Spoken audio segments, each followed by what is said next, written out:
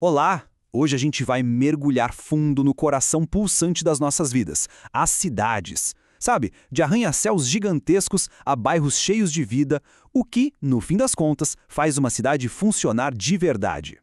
Para entender isso, nossa conversa de hoje vai seguir 5 passos. Primeiro, o básico. O que de fato é uma cidade? Depois, a gente vai ver os 2 grandes caminhos que o crescimento urbano tomou no mundo. Aí, vamos entender como as cidades se conectam umas com as outras, as divisões que existem dentro delas e, para fechar, pensar em como podemos construir cidades melhores. Vamos nessa! Então, vamos começar pelo mais fundamental, que talvez seja também o mais profundo. O que de verdade define uma cidade? Spoiler, é muito mais do que um monte de prédios e ruas. É quase como um organismo vivo. Essa pergunta parece simples, né? Mas se a gente parar para pensar, a linha que separa uma cidade grande de uma pequena, ou uma cidade de uma vila, é bem mais sutil do que parece. A resposta não está no tamanho, mas sim na função que ela exerce. No fundo, uma cidade é como um grande imã. Um imã que atrai pessoas, comércio, poder, cultura. É o lugar onde as oportunidades surgem e as conexões humanas acontecem. E o mais interessante é que essa função principal, essa essência, continua a mesma desde as primeiras cidades que surgiram lá na Mesopotâmia há milhares de anos. Agora, vamos dar um salto no tempo para um momento decisivo na história das cidades. A Revolução Industrial não só ergueu chaminés e fábricas, ela basicamente criou 2 destinos completamente diferentes para as cidades ao redor do mundo. Pensa assim. De um lado, nos países chamados de centrais, a urbanização foi um processo mais gradual, quase metódico. Ela foi se construindo em cima de uma rede de cidades que já estava ali. Do outro lado, nos países periféricos, foi uma explosão. Um crescimento superacelerado, muitas vezes caótico, movido por uma industrialização que chegou depois e um êxodo rural simplesmente massivo. E que explosão foi essa? Para a gente ter uma ideia do tamanho disso, em 1990, o mundo tinha só 10 megacidades, aquelas com mais de 10 milhões de pessoas. Avança para 2018 e esse número pulou para 33. Mas o dado que realmente vira o jogo é este. Das 33, 25 estão em países periféricos. Isso mostra que essa explosão urbana gigantesca é, na sua imensa maioria, um fenômeno do mundo em desenvolvimento. Esse crescimento tão rápido e desequilibrado acaba gerando um fenômeno com um nome bem sugestivo: macrocefalia urbana. Imagina uma cabeça gigante num corpo pequeno. É uma cidade enorme que suga todos os recursos e pessoas, sem ter outras cidades médias para ajudar a distribuir esse peso. E o resultado, a gente conhece bem: serviços públicos sobrecarregados, trânsito impossível, uma infraestrutura que vive no limite. E essa ideia de cidade se apoiando, ou, no caso, a falta disso, nos leva a um ponto super importante. As cidades não são ilhas, elas não existem sozinhas. Elas formam uma teia, uma rede bem complexa e totalmente interligada.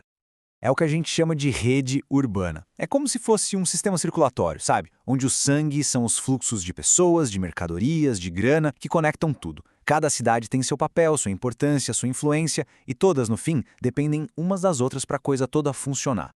Mas, e o que acontece quando essa rede fica tão densa que as cidades começam a se encostar? Quando a mancha de concreto de uma se espalha tanto que encontra da vizinha e as duas viram uma coisa só. Pois é, isso tem nome: conurbação.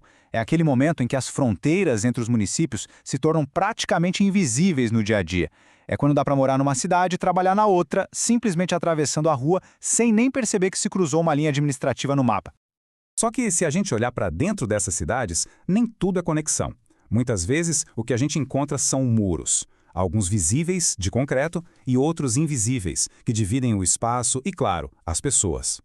O nome técnico para isso é segregação socioespacial. É basicamente quando o mapa da cidade é um espelho do mapa da desigualdade. Riqueza e pobreza não só coexistem, elas ocupam territórios muito bem demarcados, quase como se fossem países diferentes.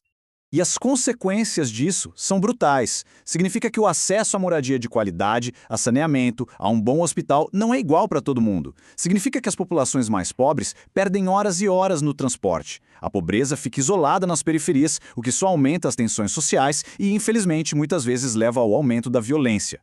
E aí a gente chega num paradoxo urbano muito doido. O que acontece quando um bairro pobre começa a melhorar? Quando chegam investimentos, parques, cafés bacanas. Muitas vezes o que acontece é a gentrificação, ou seja, o custo de vida sobe tanto, mais tanto, que os moradores originais são simplesmente expulsos. Eles não conseguem mais pagar para viver ali. Expulsos pelo progresso que, em teoria, deveria ajudá-los. Bom, mas e aí? Como a gente sai dessa? Nesta nossa última parte, vamos focar exatamente nisso, nas ferramentas e nas ideias que tentam criar cidades mais justas e que funcionem melhor para todos. No caso do Brasil, por exemplo, existe toda uma estrutura legal para orientar o desenvolvimento das cidades. Começa lá na Constituição, que diz que a propriedade tem que ter uma função social. Isso desce para o Estatuto da Cidade, que dá as regras do jogo, e aterrissa no plano diretor de cada município, que é quem bota a política em prática. É um caminho claro, do princípio à ação. Mas além desse planejamento mais tradicional, tem uma nova fronteira se abrindo para encarar esses desafios. E se a tecnologia fosse uma aliada para construir cidades mais eficientes e, por que não, mais humanas? Essa é a grande promessa das chamadas cidades inteligentes ou smart cities. Imagina só, usar dados em tempo real para acabar com os congestionamentos, ou inteligência artificial para fazer o ônibus chegar na hora certa.